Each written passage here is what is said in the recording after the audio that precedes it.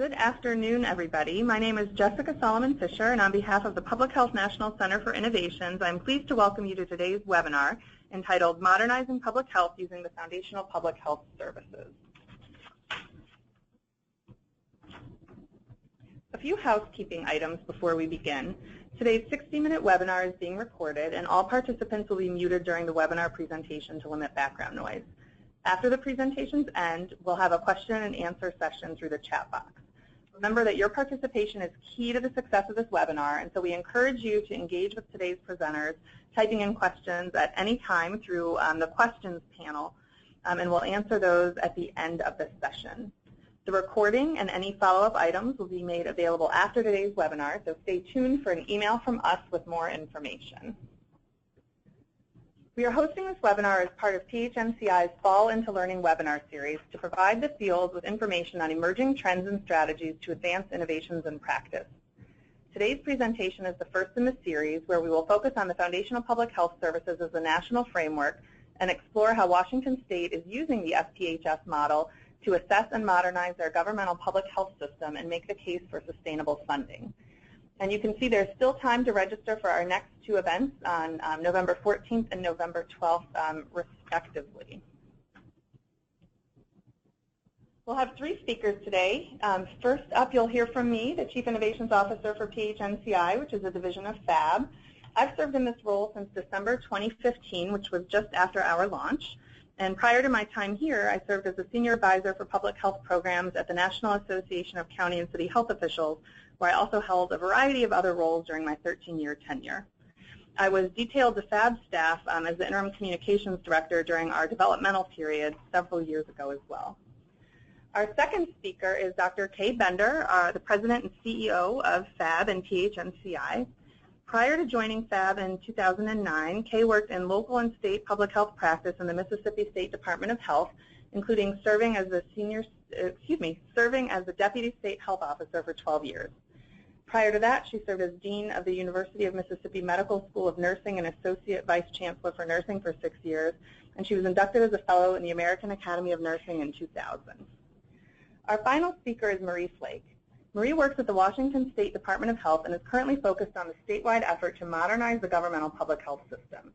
This includes further developing a comprehensive framework for the FPHS that includes definitions, cost estimates, new service delivery models, an accountability system, funding allocation processes for routine updates, and policy and legislative issues, all of which you'll hear about today.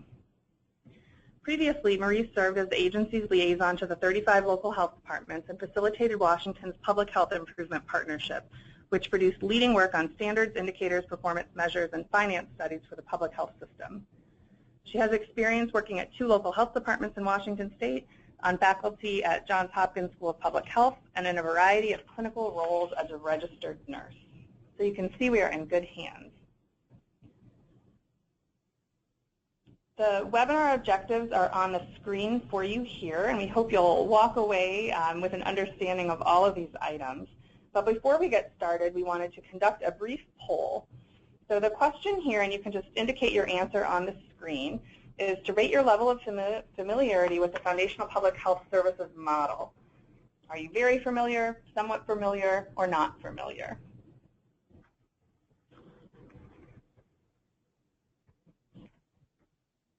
Looks like a lot of you are voting. Keep those answers coming. All right, let's go ahead and show the results of the poll. So you can see here we've got a bit of a mixed bag with about a little over a quarter of you, 26%, being very familiar, more than half being somewhat familiar, and nearly a quarter being not familiar at all. So hopefully we've hit the right tone with the information we're going to provide today, and we look forward to advancing everybody's knowledge on the foundational public health services. So how did these come about? A 2012 Institute of Medicine report, which was one of a series of 3 that focused on financing of public health for the future, is listed on your screen here. And that report's recommendations included that a minimum package of foundational and programmatic public health services should be developed that promote and protect the health of populations, are available and visible in all communities, and serve as a framework for program and financial management. So keep those three things in mind as we walk through the rest of the presentation.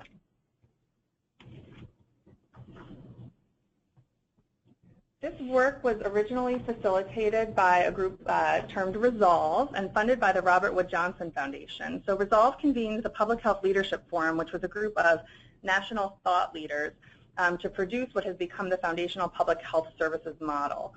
Notably, that work now resides with PHNCI, which is why we are talking about it today. But it was really in response to the IOM report that the Public Health Leadership Forum put together this body of work. And the foundational public health services model then included the suite of skills, programs, and activities that ought to be available in health departments and for which costs could be estimated. So those are important things that we'll hear about for the rest of the presentation. There were a few other goals and principles that the Public Health Leadership Forum discussed. That was that we develop a cogent, compelling national case for ensuring the provision of the foundational public health services, including securing necessary sustainable funding to support them. Build on the IOM report recommendations and the state and local efforts already underway so that if possible we could encourage consistencies in approach and methodologies while also allowing adaptability and flexibility. And that these be aspirational and prospective, both in terms of the definitions and in terms of cost estimation. So that is what is needed to support the foundational public health services rather than what is currently being spent on them. And coming to agreement on what is foundational was critical. So establishing a national model and strategy to develop a federal financing strategy. You can just see here a quote from the IOM. It's important to note that the model was developed by public health leaders and that 3 states were already doing similar work as well, and that's Washington, Oregon, and Ohio, all of whom are currently working in concert with PHNCI to test their own versions of the models. So lessons learned from their work will inform a revision of the national model in the future. And so what is this model that we're talking about? Let's look at it here. First, we'll go to the image of it. It's a little bit easier to visualize this way.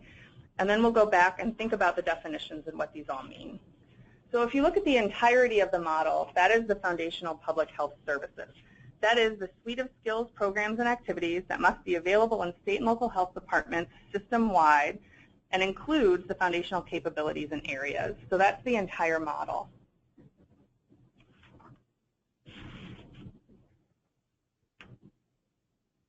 If you look then at the foundational capabilities highlighted in yellow on your screen, these are the cross-cutting skills and capacities needed to support the foundational areas and other programs and activities key to protecting the community's health and achieving equitable health outcomes. And you can read them here: assessment, all hazards preparedness and response, policy development and support, communications, community partnership development, and organizational competencies.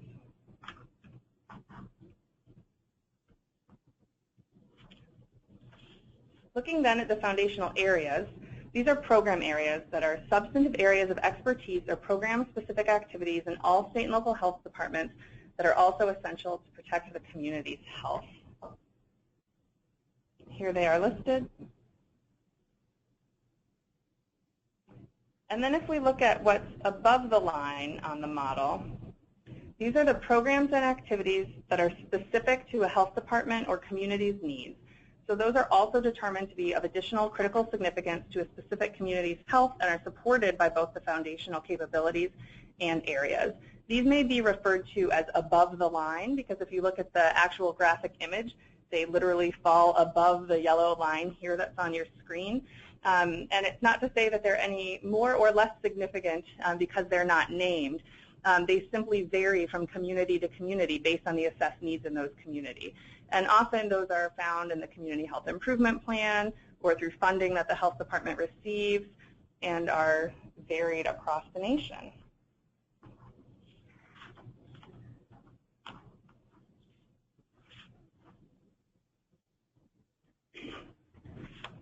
PHNCI has put together a fact sheet that provides the definitions of the foundational public health services model as well as brief summaries of the work going on in Oregon, Ohio, and Washington. And we would encourage you to look at our website to get more detailed information about what that means and to engage with PHNCI about the work that's going on in your state as we look to refine the model over the next few years. All of this is to say that this model is very well connected with a number of other national initiatives going on. I'm going to turn it over to Kay Bender, our President and CEO, to talk about how the Foundational Public Health Services are aligning with accreditation.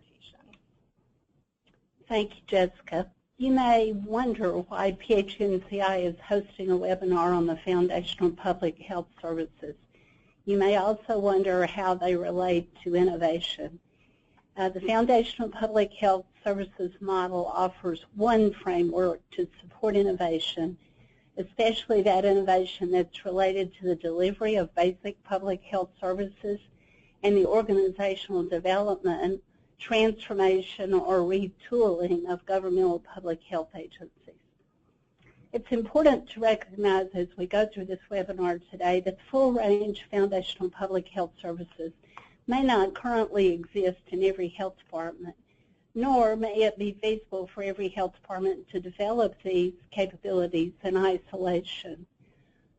Public health leaders have the opportunity to innovate as they develop new strategies to assure that the full range of these capabilities are available to support services that they provide for their jurisdiction. These innovations may come in a variety of forms, such as collaboration for sharing capabilities among local health departments, between state and local health departments, or combinations of all three, or through relationships with partners outside of governmental public health and across many other non-traditional sectors. Clarity in definition and in funding can allow public health services to be made available in a more equitable way to all of the health department's jurisdiction.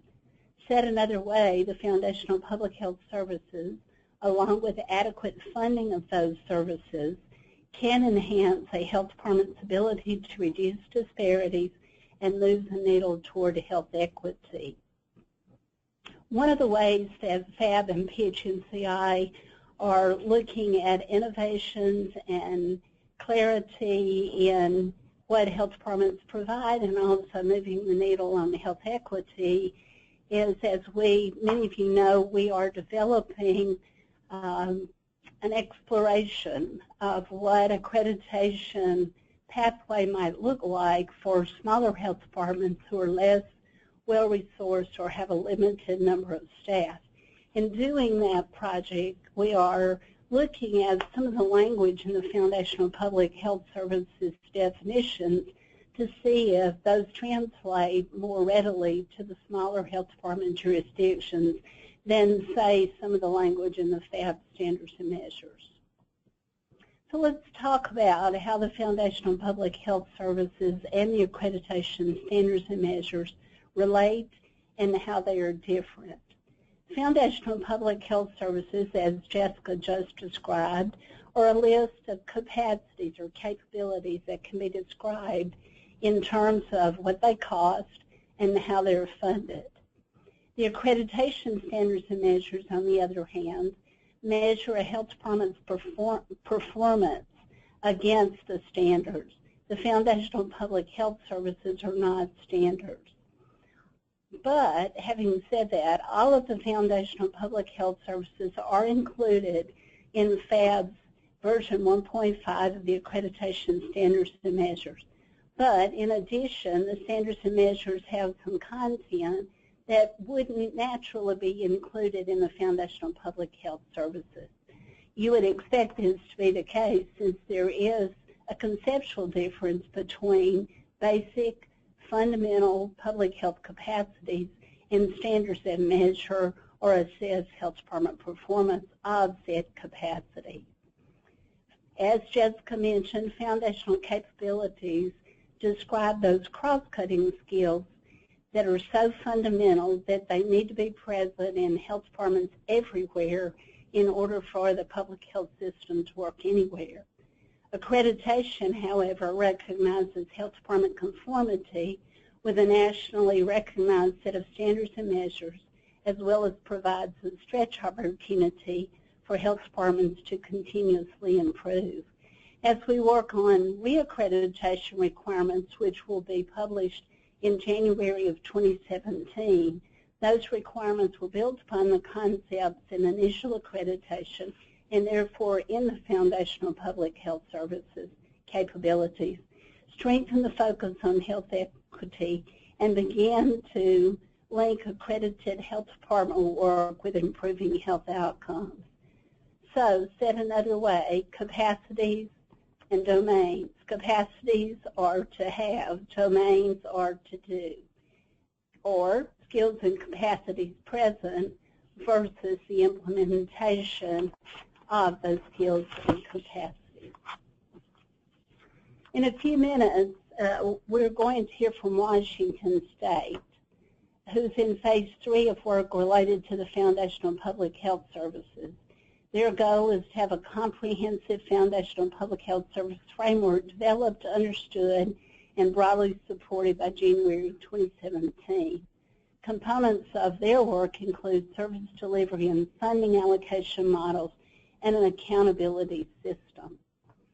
But first, before we do that, we want to conduct a brief live poll.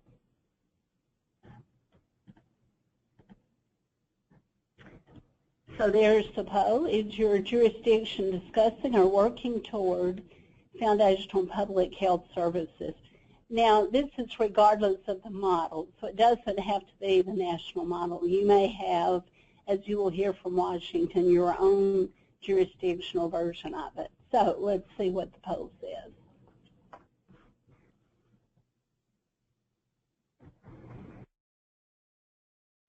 Okay, let's see the results. Wow, 70% working toward foundational public health services, 10% no, and 20% not sure. That's certainly a bigger percentage than I would have guessed. So sounds like this webinar may be in order. A few minutes ago, you saw a slide with a document entitled Aligning Accreditation in the Foundational Public Health Capabilities. That is available on the PHNC website. So I encourage the 70% of you who are working on foundational public health capabilities and who are also interested in working on either accreditation or reaccreditation to take a look at that document. We think it will be helpful. So now I will turn it over to Marie Flake from the Washington Department of Health. Great. Thank you, Kay. Hello, everyone. It's a pleasure to be here with you this afternoon and share with you some of the work going on in Washington State. I'm looking at this, my controls here. It doesn't, oh, there, I do see that I have controls. Just a second. Let me get a hold of these slides. Okay. Right now in Washington State, and I'm sure we're not unique in any way, we see that we're facing a dual challenge. For years, we've been losing funding, and with that, losing the ability to do core services that are needed to keep the public safe and healthy. And in today's world, the public faces ever-changing set of new challenges. The system and the structures that we have historically used are no longer effective or as effective as they need to be. We need to modernize the public health system so that it is nimble and innovative and able to work collaboratively with our partners to ensure that every Washingtonian has an equal chance for their own best health. So in Washington, we're putting forward a new vision for how we believe public health can address both of these, identifying the core or foundational services that need to be available in every community and modernizing the way in which we do our work. Let me see if I can advance my slides here. There. Okay. Learning the technology. Okay, I have a very simple agenda here for you today, and that's just to explain a little bit about why we're doing this, the process we've used, and what we're up to now and what we see coming next. So why? This work actually started in Washington in 2011 with a small goal of attaining stable and adequate funding for public health. We saw 3 drivers. 1, changing disease trends, demographic, technology, kind of the world is changing around us that required us to come up with new approaches. 2, the need to use our available resources most efficiently and effectively. And 3, funding. When we looked at funding, we saw that we had 2 different types of funding problems. One was quantity, plain old insufficiency of funding, but the other one was more complicated, a structural funding problem. And that's that public health risked becoming simply a collection of categorically funded programs with limited or no capacity to perform core services, and this was leading to crumbling infrastructure. There's wide variation in spending and services across the state, and this is inequitable. And with the major reductions in local and state funding, which are the primary or only source of flexible or core funding, what was previously a weak foundation on which to add categorical programs was now almost non-existent. So that's kind of what drove us to start working on this. To illustrate this problem, oops, now I'm advancing twice. Let's go back. Here's a story from the newspapers. Last spring, and this probably happened in other places besides Washington, people discovered there was lead in drinking water at schools.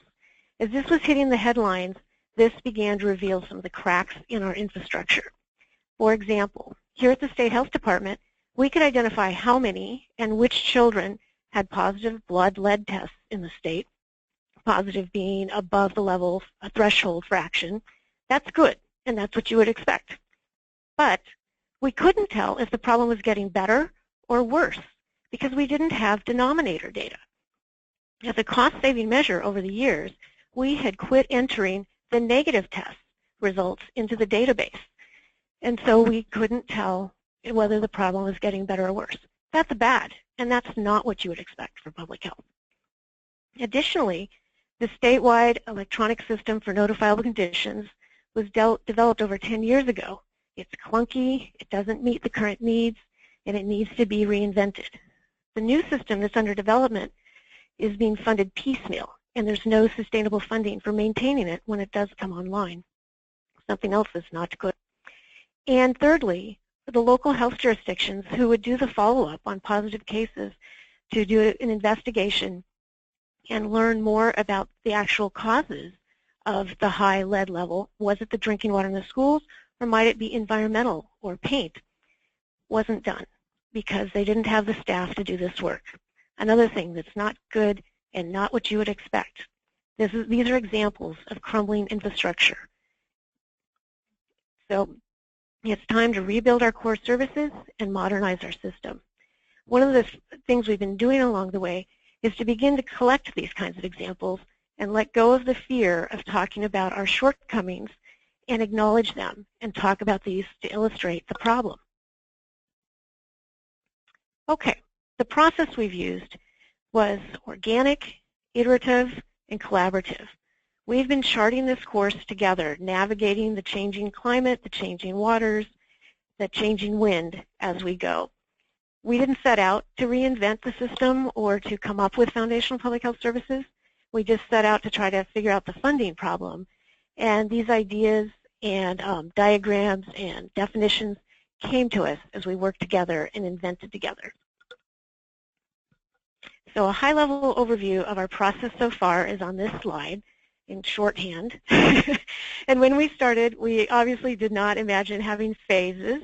Again, we just thought we were a little state local work group going to look at the funding problem, and it's now turned into this multi-phase, very multi-year process. In the first phase, in 2011 through 2013, is when we came up with the diagram like the one that you've seen from Jessica, and I'll show you ours in a moment. And we also did extensive work to try to estimate, emphasis on estimate, the cost of providing these services, how much money was currently being spent on them, and thus what the gap was in the funding. In 2013 and through 2015, the technical work group that had done that first set of work made improvements on the work and revised some of that estimation and supported a policy work group that was convened, and I'll tell you more about that in a moment. And that policy work group then made recommendations. So then we went on to begin to move into an implementation in phase 3, and the main work here has been around a communications campaign, beginning to develop new service delivery models, and preparing legislation. And you'll hear more about all of those in a moment. So this is a diagram from Washington State as we invented it. And we continue to use this as we begin to roll this out and implement our process. And so back in 2011, the reason we came up with this is we realized that if we were going to ask for money, we needed to define what would be bought with the money. And for years and years, state and local here in Washington State, we had gone to the legislature and asked for money, and the legislators would ask, well, what's it going to buy? We're like, oh, really, really good public health work. And that's not a very convincing argument. So we set about to clearly and tightly define what would be bought. The public health services the government should pay for and deliver in every community. So some of the frames and the background concepts of this were that we decided to limit this and focus clearly and squarely on the governmental public health system. Not that the rest of our partners who do public health aren't important, but we needed to tighten the focus to be really clear, and in order to ask government to fund it. Some of the assumptions in the background were that we expected that federal funding would continue to be categorical, that the work in Washington State was really focused on local and state government's responsibility, and that this framework we were inventing was going to be agnostic about who or how between state and local these services would be delivered. That work is going on now, but back in 2011, the goal was to hold that in a bay until we could get to that later. In deciding what services would be foundational, we applied criteria. Primarily, and in shorthand, those are that they were population-based services, that government was the primary or the only provider of the service, and we paid attention to whether or not the service was mandated. That didn't necessarily mean that we would decide it was foundational. It meant that if we decided it wasn't foundational, we had to add that to our list of actions to take to try to change the mandate. So it's something we paid attention to, but it didn't in itself define something as foundational. Now, like in the diagram Jessica showed you, I want to focus that while the whole image on the previous slide is the model, the framework we're working in, what is actually the foundational public health services are only the things in the red box here. So, and what is unique here is that when you look at the programs in the colored columns, it's not the identification, in our case, of 6 program areas, or in the national model, I think there's 5. Naming those areas is not what is so novel about this approach. It's the fact that behind each one of those columns are definitions that usually have about 5 to 7 elements to them that define what is counted as foundational, and everything else then is above that line, and we call it additional important services. So what is novel is having a really tight definition of what's included in the box. So we took a really disciplined approach using criteria, and we had many tough decisions and discussions, and the goal was to be clear, to set clear limits on what is foundational. So for example, in those 6 program areas, there are 3 the elements of the definition that are common among each of them.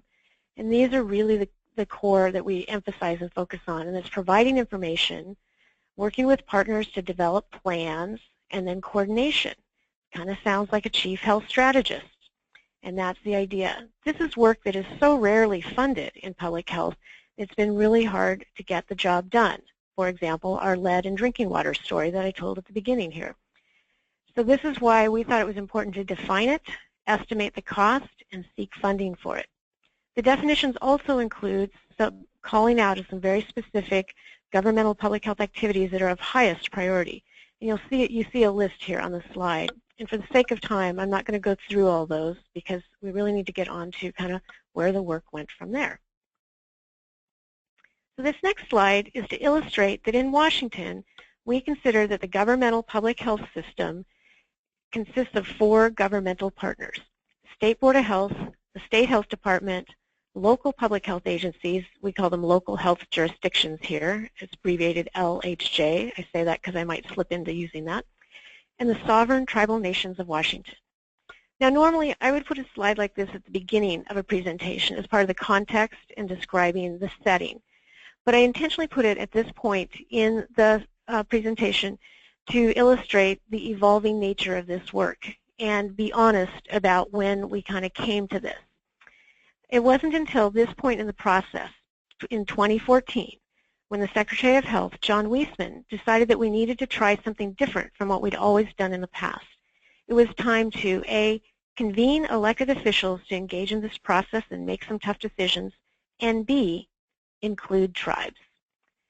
Previously, DOH, the State Department of Health that is, had had a relationship with the 35 local health jurisdictions and the association that represents them, and we had a kind of separate relationship with the 29 federally recognized tribes and the organizations that work with them.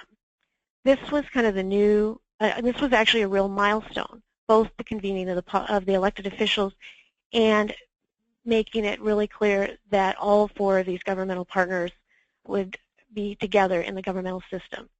So I'll have more to say about that in a moment. On the elected officials' part, for 2014, a policy work group was convened. This group met for full-day meetings monthly for 8 months, and it consisted of elected officials from cities, counties, tribal government, and representatives of the governor's office, public health leaders from the same groups, state associations for representing hospitals, docs, nurses, community clinics, tribes, and public health, and it was co-chaired with 3 co-chairs, a tribal council member, a county commissioner, and the Secretary of State. I'm sorry, Secretary of Health. So it was a real milestone to convene these parties and engage in the conversation, and new ground was covered in these discussions. And from this point forward, we now speak of the governmental public health system as including these 4 governmental partners. It wasn't and isn't a matter of flipping a switch, but it is evolving as we go. So that policy work group came up with these recommendations when presented with the Foundational Public Health Services idea. And that's that if these services needed to be everywhere across the state, it really seemed reasonable that they should be paid for by state. They also charged that the governmental public health system needed to finish developing these ideas around how the services will be delivered, how the money will be allocated, and how the system will be accountable. And that because tribes hadn't been involved in the work up until that point, that tribes needed to engage in their own process to decide what they thought about this work and these ideas and what they might, how they might amend it and how they might choose to engage in the overall work. One of the key findings of recommendations of the committee in saying that the state should fund foundational, and I want you to remember this slide because it will be relevant later in the presentation, was that what they're describing is the need for a shift in responsibility. In Washington right now, at the local level, funding sources include federal, state, and local, and some local fees. And what the policy work group was saying is that if a certain set of services need to be available everywhere, then the state should be responsible for funding those. Right now, some of those services, when they are done, they're funded with county contributions or county dollars. And then others aren't done at all because there isn't funding. So when we were doing math early in this process and estimating the cost, the current spending, and the gap, subsequently we realized that the gap wasn't the end of the story because then we have to deal with this shift in responsibility. So that's math and modeling and estimation that we still are engaged in. But it is a big part of the story that not only are we looking to fill a gap, we're actually looking to shift how it is the system is funded and shift the responsibility. So where we're at right now, 2016, is that we reconstituted our committees and set up a new steering committee that is comprised of the leadership of the State Health Department, State Board of Health Representative, and then the SACHO leadership in the state public health, local public health association. And even though all these people, one of our learnings at this point is that even though all these people have known each other for a long time, most of them have been involved in this work in some capacity, they had not been brought together in this way as a steering committee to work together before. And it actually took a while for this steering committee to gel and get traction. You all who work with groups will recognize the process of group dynamics at play here.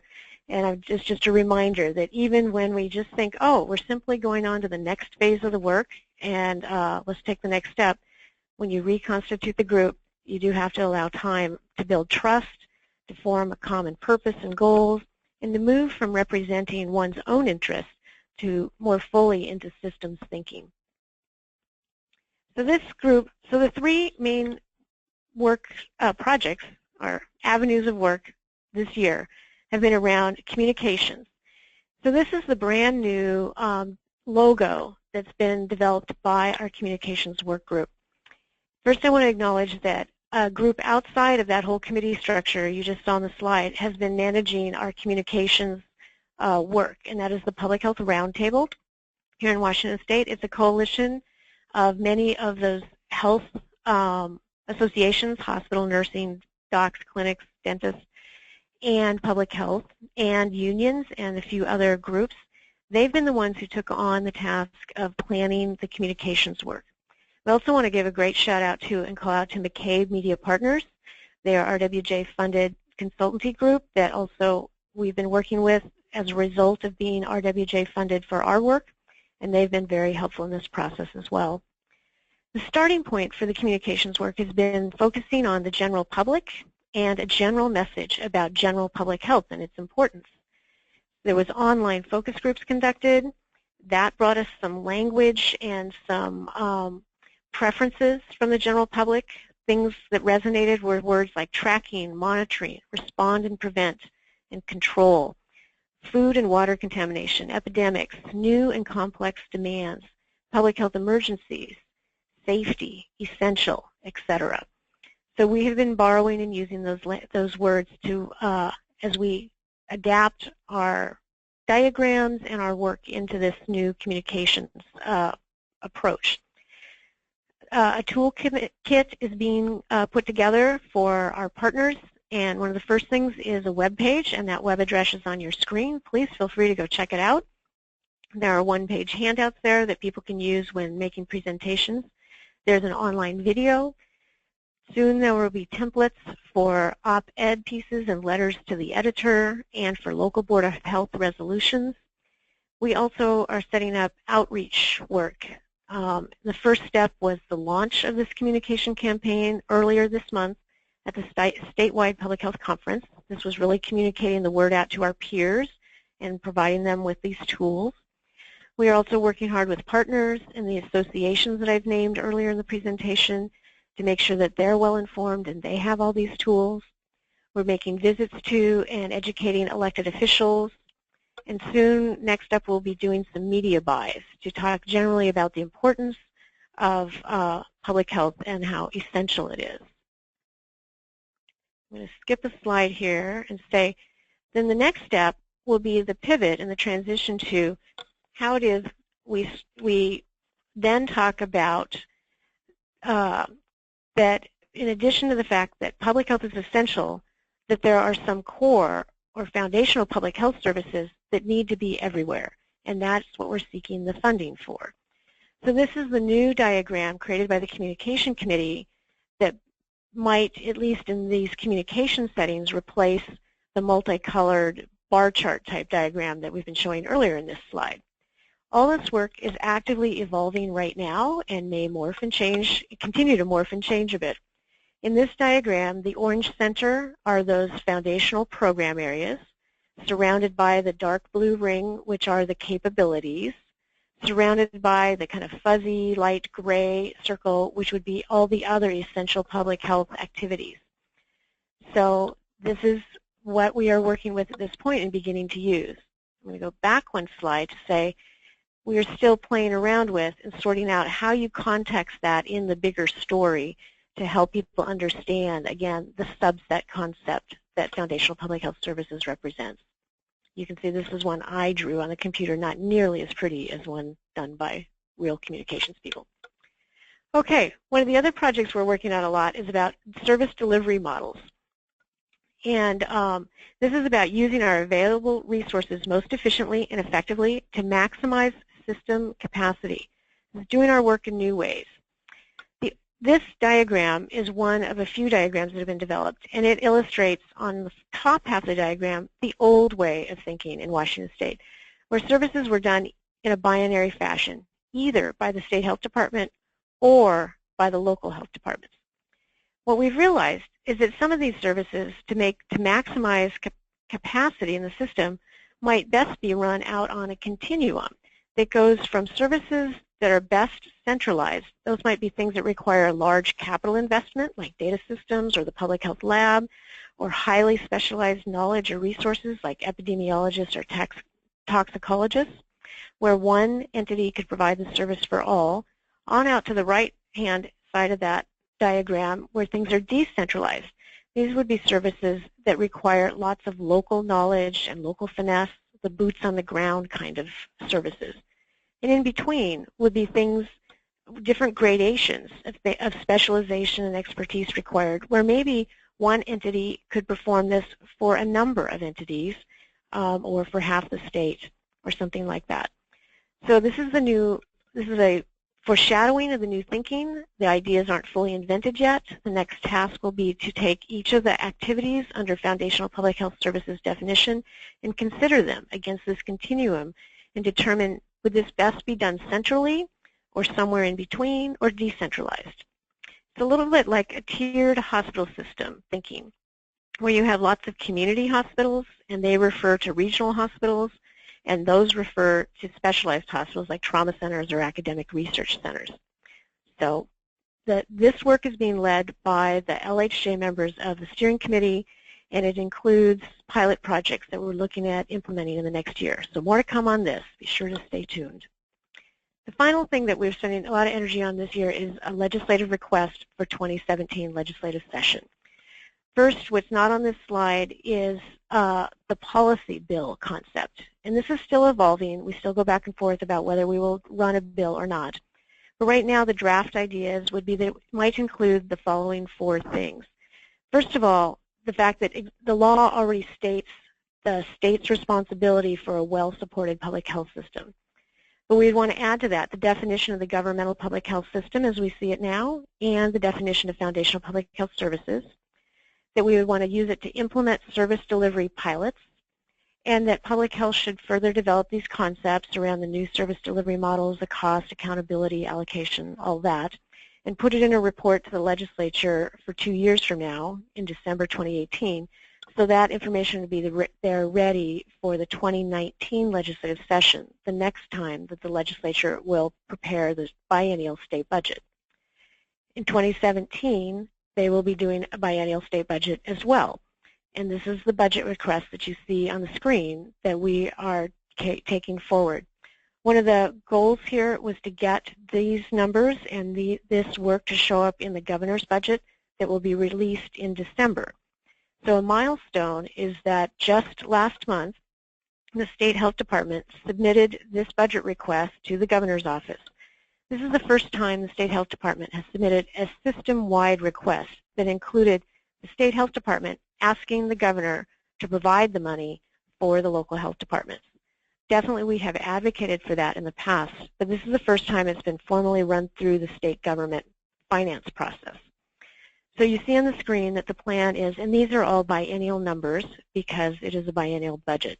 So $50 million a year for local health jurisdictions to fill critical gaps in communicable disease and chronic disease, and to begin doing some cross-jurisdictional sharing. $6 million a biennium for the State Health Department to work in those same areas and support the continued planning of this foundational public health services work and modernizing the system, and $4 million a biennium to implement these pilot projects on the new service delivery models. We also have a report due this December to the legislature that will help set the stage for this work in session.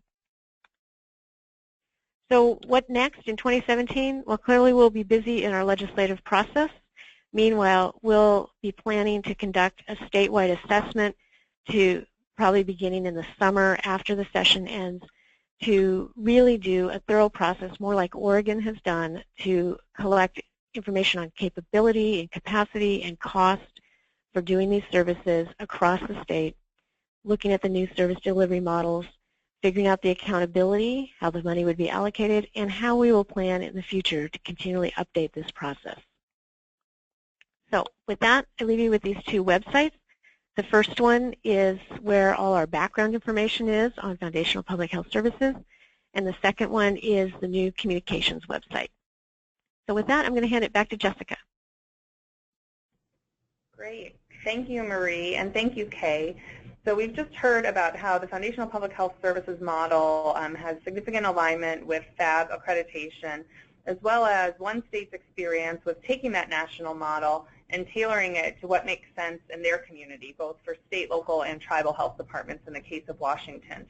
And of course, as I mentioned earlier, there are also a couple of other states doing similar work, tailoring the model with slightly different definitions and different visuals to what it means for them in their states. We have had a few questions come in that I'll pose, but just a reminder to go ahead and use the chat box to ask any questions that we'll verbally pose to our speakers now. A couple of logistical questions that have come in related to whether the slides will be available, and the answer is yes. In the follow-up email that you'll receive for having registered and participated in the webinar, we'll be able to make those slides available to you. And another question directly after, I think, our first poll was how many people are on the call and from how many public health entities. So we had about 130 people dial in for today's call. We would have to go through our list a little bit more closely to understand exactly how many states that represents and whether people are from state health agencies, local health departments, or other public health system partners. So I can't give you the answer to that question right offhand, but 130 registrants. So first question is about some of this terminology. And Marie, you mentioned this a couple times. I'll pose the question to both you and Kay, which is, for Marie first, what does core services mean? And is this term considered as synonymous with FPHS? And it may have a different meaning in Washington than the national model. So Marie, can you talk about that term core services? Sure. Great question. Thank you very much. That is the term that our communications work group felt tested better with the public to represent the concept of foundational public health services. We haven't completely settled on this yet. The folks that have been working on foundational public health services for many years are having a hard time letting go of that because it's so illustrative of what the concept is. But we're trying to work together with our communications group and figure out what is going to work best for which audiences. But yes, in Washington, core and foundational public health services are synonymous. Thanks. Kay, anything to add to that? Only to say that for PHAB accreditation so far, we've kind of stayed away from core or foundational and talk about services that the public health jurisdiction delivers to meet the needs of that jurisdiction, so that at the national level we aren't being perceived as being mandatory about what a jurisdiction should do. Having said that, as you all know, the accreditation standards are based on the 10 essential public health services, which by default we sort of see as core. So, but that's an evolving conversation, but for now that's where accreditation views that phrase. Thank you. And another question came in about the slide related to the similarities between the foundational public health services and alignment with accreditation.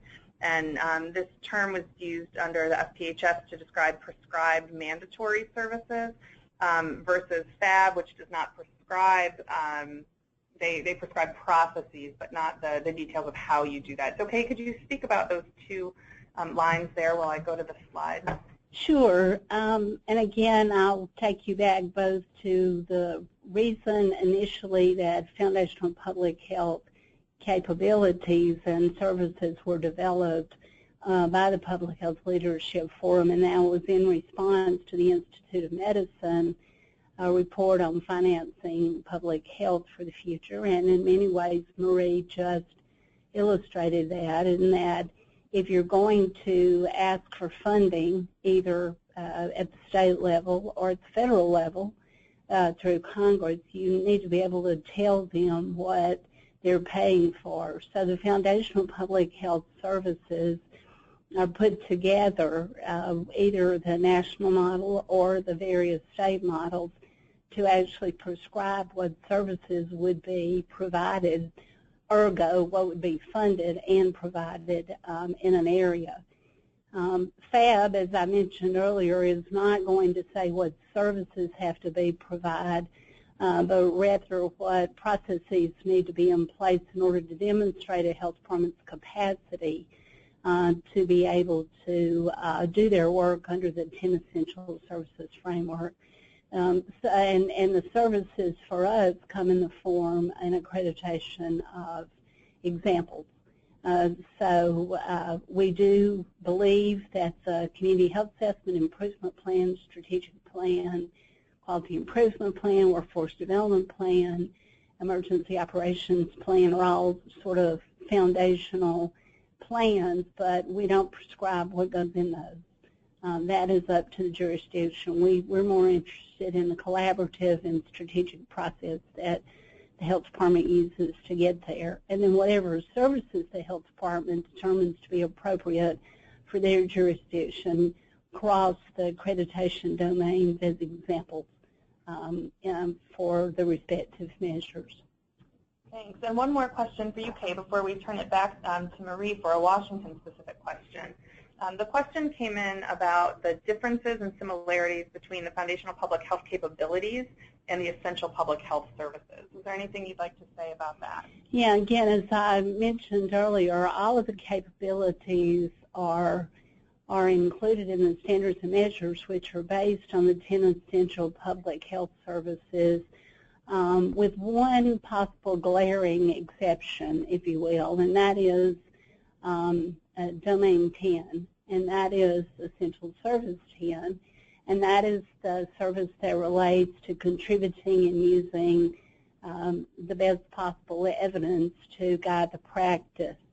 And so that plays itself out in the 10 essential public health services and therefore an accreditation in a very direct way that isn't included in the foundational public health services. Thank you. Changing gears a little bit, Maria, a specific question for you about the budget. For the 2017 to 2019 budget request for Washington, are the dollar amounts on the slide, which I'll scroll to in a minute, in addition to other funding already provided? Good question.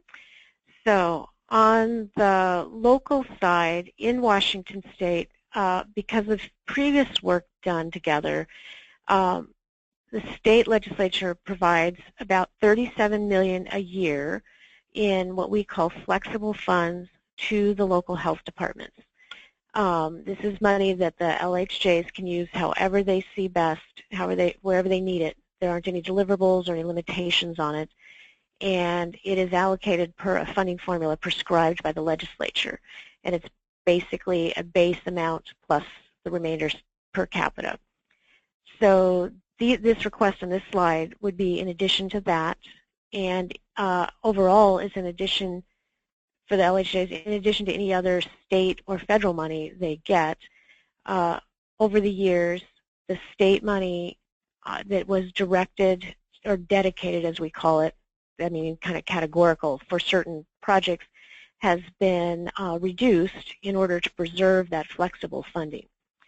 As far as the $6 million a biennium for the state health department, this is part of our routine budget request process. So there are other funds that we will be requesting in 2017 that are not considered foundational, and that's just part of the bigger budget process that the state health department is involved in with state government. Does that answer the question? I know that you can't talk, but I guess if you have any further question on that, if you want to write in the chat thing. But basically, this is in addition to more or less all the existing funding at play. Thanks. Another question for you, Marie, is does Washington State have specific public health codes that specify what services a local health department and the state health department shall provide? And if so, how does this impact the foundational public health services model that you're using? Okay. In Washington, the state laws around public health and then the rules, the WAC, Washington Administrative Code, I think compared to other states is frequently considered pretty general. And for years, as long as I've been working in state government, most people in the public health community preferred it that way because it gives state and local entities more flexibility to change gears as disease trends change and things. The downside is it doesn't really prescribe a floor, and it's mostly a challenge for our local colleagues when their county commissioners say, show me in state law what it is I have to provide, and it's vague. So again, that might be both a challenge and an opportunity. So there are a lot of there are more precise language in the rule-making process that surround environmental health, and some around immunizations, and of course, then some about our notifiable conditions work. Great. So how does how does foundational fit into that is actually foundational public health services would provide a clearer direction about these foundational items that have to be everywhere. And while we're not looking to put the full definitions into state law, which is actually what Oregon did, and we prefer not to do it that way, we want to put the framework into state law and then use other mechanisms to work the definitions so that they can be adapted over time as needs change. Great. And two more quick ones on the funding, which is, can you clarify for the $37 million and the $50 million, whether that's per year or per biennium? Yeah, I'm mixing my stories there, because I don't do math on the fly as well. So $37 million is annual numbers that goes to local health jurisdictions. The $50 million on the slide is a biennial number, so $25 million a year for that request. Perfect. Thank you. And then a question about your policy work group, and can you, from 2014, can you talk just briefly about the membership and how that group was comprised? The membership, so it was by invitation of the secretary, and we worked with partners to identify, definitely knew we wanted elected officials, and worked with different groups to identify people, the elected officials who might most likely be interested and willing to serve, also who wielded some influence and maybe sat on legislative committees for their associations and things like that. So we really looked for folks that could be thought leaders, but also folks that came from rural and areas and eastern Washington. We wanted to make sure we represented all of that. So we had 2 city mayors. We had the King County Council representatives, our largest county where Seattle is. We also had county commissioners from 3 different eastern Washington counties, across like that. We opted not to include legislators, state legislators, mostly just as a pragmatic decision, in that we just didn't think we could get them to engage for daily, full-day meetings over 8 months. And we figured we'd be more strategic to brief them at strategic points in the process and brief their staff, which is what we've been doing. Wonderful, thanks. And we'll give you a minute to catch your breath, Marie. And our remaining question for each of you, will turn to Kay first in our remaining moment or two, is just, do you have any final thoughts that you want to share with the group? We have a wide variety of levels of familiarity of folks on the line, but obviously the Foundation of Public Health Services is of great interest across the country in state and local health departments. So any final thoughts that you'd like to share with the group? So my thought won't surprise anybody listening to this webinar, and that is it could be really easy to get confused with Foundational Public Health Services, 10 Essential Public Health Services, PHAB standards and measures, and Public Health 3.0 and anything else that may be coming down the pike. I would just strongly encourage health departments to realize these are all connected, that we need to evolve our language and our framing as public health issues and challenges emerge, but we don't need to lose sight of what the role of public health is, and certainly not feel like they're working on Foundational Public Health Services, whatever version or model you use, is different than working on accreditation. They are closely connected, but if you find yourself all tangled in a maze about that, you can contact any of us here at PHAB or PHNCI, and we'll gladly walk you through how you can do one and continue to work on the other. Thanks, Kay. And I'll put in a plug for a new resource that we have that'll be on our website in the next few days, which is a document that describes a number of these emerging national initiatives and explains how they're connected. Marie did a tremendous job of boiling down years' worth of work into a 15-minute presentation. So then I'll ask you to do something even harder, Marie, which is in 30 seconds. Tell us any final thoughts that you have today. Sure. I would just say that I think don't expect yourselves or your colleagues to be able to pick this stuff up and just apply it. I think this is all evolving work, and I would encourage anybody who's listening or any other people interested in this work to pick it up and study it, read it, have a study group, learn it, think about it, engage in dialogue, discuss, and invent together. Well said. Well, thank you, and thanks to Kay, and thanks to everybody who participated today for the great questions and participation. We really appreciate your time. Once the webinar ends, you'll be directed to a very brief evaluation of the webinar. We'd really appreciate your feedback, in particular, as it will absolutely inform future programming from us. And in coming days, stay tuned for an email from us with more information on accessing the recording and any follow-up items from today's webinar, which will include the alignment document on accreditation as well as the national initiatives document that I mentioned. Please be in touch with PHNCI to let us know what's going on in your health department or in your state around the Foundational Public Health Services. We would love to hear from you and stay connected on that. So thanks again for your time, and with that, you may now disconnect.